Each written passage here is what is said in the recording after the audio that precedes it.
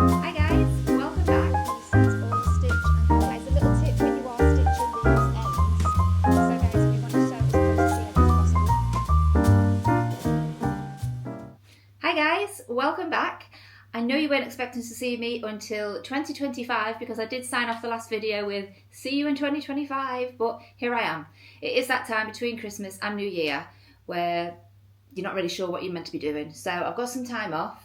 And to avoid me going to the shops yet again and spending more money, I thought, you know what, I'll stay home and I'll do another tutorial, you know what I mean. It's going to be a very quick one. It's such a super simple, easy, quick thing to make today. Let me show you. They are, some people call them keychains, key fobs, key rings, so lots of different names for them. They're basically these, and you can do them in whatever size you choose. I've got a few different ones here, large and small. Today we're going to be making them around about 6 inches, but they're basically just to pop your keys on the end. So this one goes around your wrist, you can actually hold on to it, put your keys on. These ones don't quite fit around the wrist, but just something to hold on to with your keys. The reason I like these is when you chuck your keys in your bag, you know what it's like, you rummage around trying to find them, but if they're on one of these or if they're on some sort of keychain, it's so much easier to spot them and grab them. So yeah, for me, that's why I use them. But as I say, super quick, super easy to make, like ridiculously easy. You'll see in a second. And just really nice, again, to give as gifts, to have on your stall, whatever you choose to do. And you know, if you've got somebody's birthday coming up, you're like, I've not got them anything. You can whip one of these up in 10 minutes, trust me. So they're not going to be quite the same as this actually. The hardware on this is a little bit different to what we'll be using today. The reason being is this hardware you need a clamp, so you need an extra piece of equipment to secure these on. So some of you may not have that. So we're going to make these, but we're going to use different hardware, one that you can just stitch on and attach that way to avoid having to go out and purchase the clamp and all these little pieces. So remember when we made, what did we make the other day? It was the pen holders, for your lanyards, and I said you could also make your lanyard to go with the pen holder. I didn't on that occasion, but you can do it, and you could do it using the same method that we're going to use today. Also, the ones here that I used a very thick interfacing, so these are quite chunky. I don't know if they're a little bit too chunky, to be fair. I don't know if people would prefer them to be a little bit more flexible. So I am going to use a lighter interfacing today. It's actually a medium weight. So it is much thinner than this one. So they won't be as thick as this, but I'm going to give it a try because I think they'll be a bit better with the medium interfacing.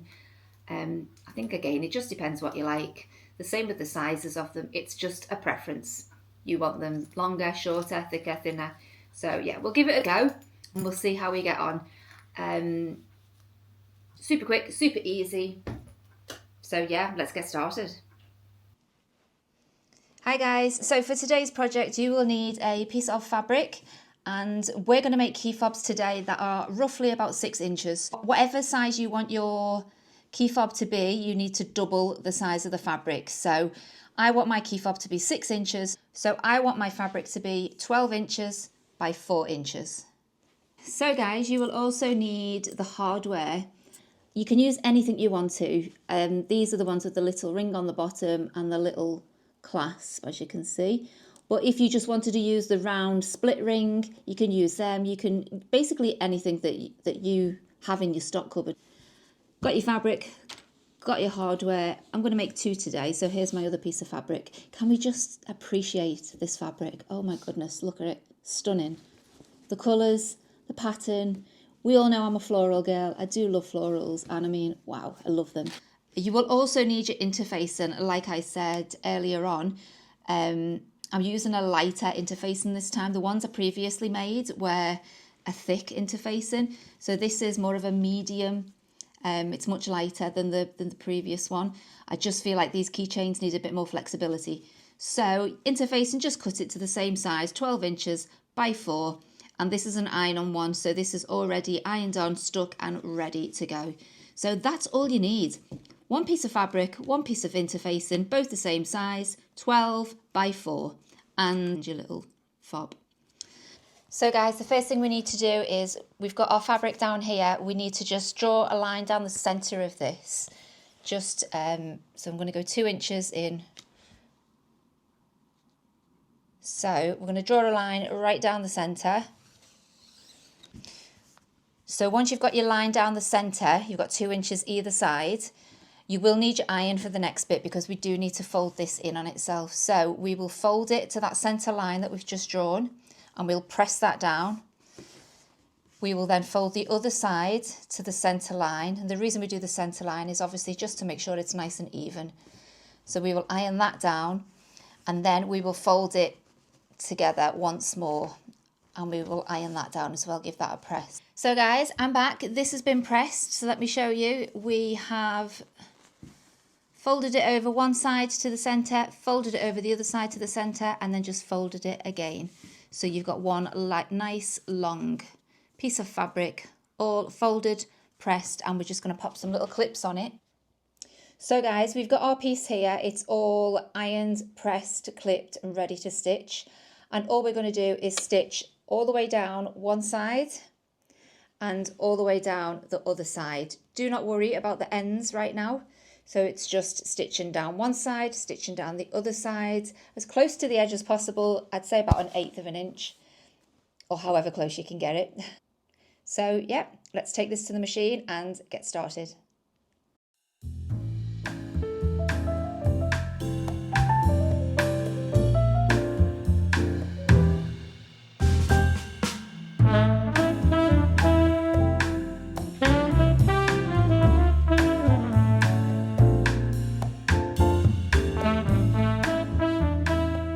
So guys, a little tip when you are stitching these ends, you'll see that one side is open-ended and one side is closed. So if you stitch the open-ended side first, it just makes it a little bit easier to manage the material. I feel like it doesn't move about as much. Let me just quickly show you on the one that we haven't stitched yet. So where we folded the fabric together, you'll see that one side of it is open and the other side is closed. So if you just sew the first line down this open end, so you would sew down this end first and then down this side. I hope that makes sense. Do you ever feel like you just make things sound way more complicated than they actually are? So we have stitched on both sides. That's nice and neat. And we've just got all these loose threads here now that we need to snip off. So let's get rid of them. No giant scissors today, just my little snippers. Ooh. Let's get rid of them straggly ends. So that's our piece of fabric all stitched and ready. They've all been snipped, we've got no loose threads, and it is ready for the next stage, which is our hardware. Let's attach this. I've gone with the silver one. I just thought this looked nice against the colour. So we need to now attach this to this. Pretty easy. All you do is thread it through the loop, and we are going to then get the two ends, fold them together to meet nice and neat at the top there. Now the important thing to note here is, you see when I've brought my ends to meet, my hardware is facing inside the fabric. If I'd done it that way and it was outside the fabric, you would see it dangling down. So we don't want that. We want the hardware to be on the inside when we join our two ends. I'm just going to pop a little clip on them to keep it in place. Our hardware is inside and we are now ready to take this to the machine and stitch these pieces together. All we're going to do is simply back and forth a couple of times across the edge here. The reason I do it a few times, it's just to give it that durability, to give it that extra bit of strength, because we don't want the stitches coming apart with a little bit of a tug on the ends there. So if we give it a couple of back and forths, it just gives it that durability, makes it nice and strong. Yep, so we're ready to take this to the machine and get this sewn. Let's go.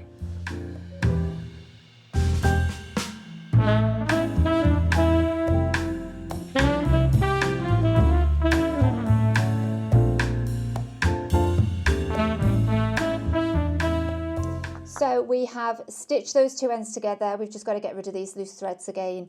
If you stitch about 1/4 of an inch from the end, doesn't really matter because we are going to trim it anyway to make it nice and neat. But first of all, let's get rid of these loose threads.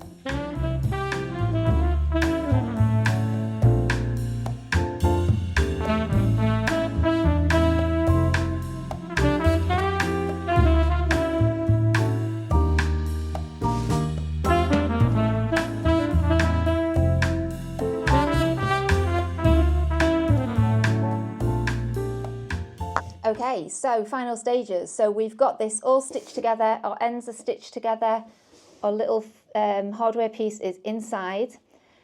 All we do now is literally flip this, twist it the other way round so that that seam at the end now is nice and neat. We haven't got them raw edges on the end. And then just take the hardware and just pull it round to where that seam edge is. I kind of try and, I don't know if you can see, I try and slot it into the middle of the two joins. So I've slotted that in between the two joins so it just sits quite nicely. Okay, so we are almost complete.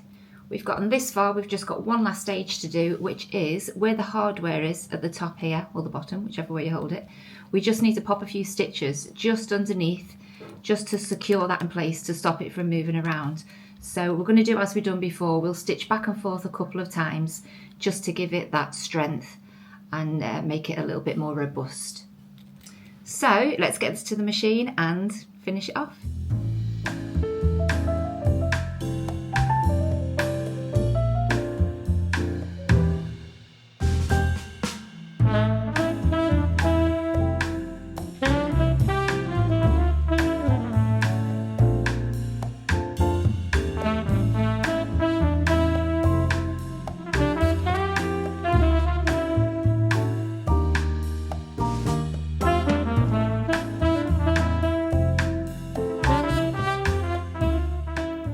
So guys, there we have it. That is the final stage complete. We do obviously have to snip off these end bits, which we'll do in a second. I'm not going to lie, it did take a little bit of effort to get that through the machine because I don't know if you can see, it's quite thick and quite bulky still, even though we use the medium interfacing. So I think next time I might give it a try with the lightweight interfacing just to see if that makes it a little bit easier putting it through the machine when we get to these final stages, because obviously there's layer upon layer, so it gets to be quite thick. I've got it as close to the hardware as possible. Let me just show you that. So it's probably a good 3/4 of an inch away from the top there, but that's as close as I could get it to the hardware under the machine because, as I say, it was quite thick. So just take your time with it, go nice and slowly. We don't want to snap the needle or anything like that. Of course, if you do, not a problem, just change it, but it's a bit of a faff. So all we need to do now is snip these ends off and we are done.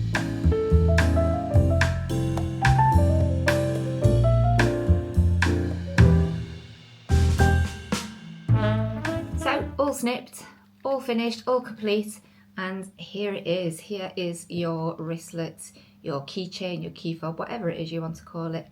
But as you can see, now we've stitched that little end, it just makes it all look a little bit more professional. It's finished, it's polished, and the hardware is completely in place. It's not going to move about. So easy, guys. Didn't I tell you it was a very quick, easy project? Like literally a 10-minute job. You can get these whipped up in 10 minutes, no problem. So definitely a good one, especially if you're a beginner. A nice, easy project. So I also finished off the other one, so we have the two of them, and also the ones we made earlier. So yeah, great little gift ideas, guys. I hope you found it easy to follow. I hope it was quite straightforward. I do feel like I'm one of them people that just waffles and goes all around the world trying to explain things. And I sometimes feel like I make it even more confusing. But hopefully you understood, you followed, and you can give these a go yourself. But New Year's Eve tomorrow. So if you celebrate New Year's Eve, fab, have a great time. Go out, get merry, enjoy, but be careful, be safe. If you don't celebrate New Year, that's also fine. Stay in, watch a movie, do whatever you want to do. I don't tend to do anything New Year's Eve. I'm not a big party girl, so I tend to have a quiet one.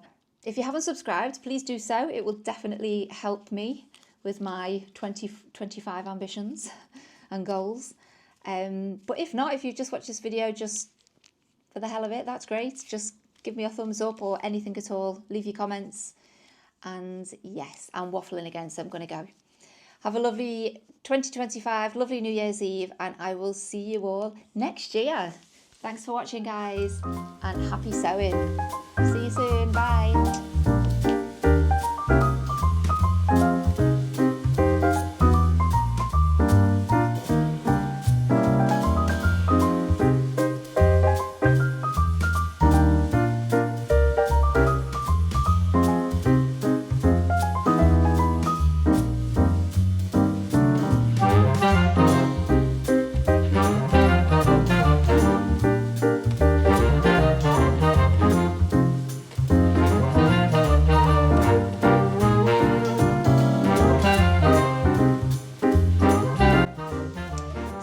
yep, that's it for this tutorial. No.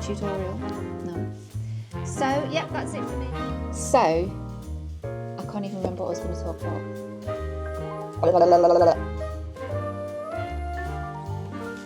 And so what?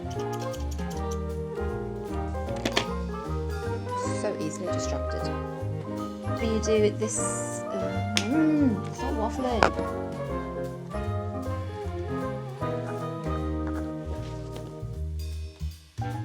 Okay, let's move on.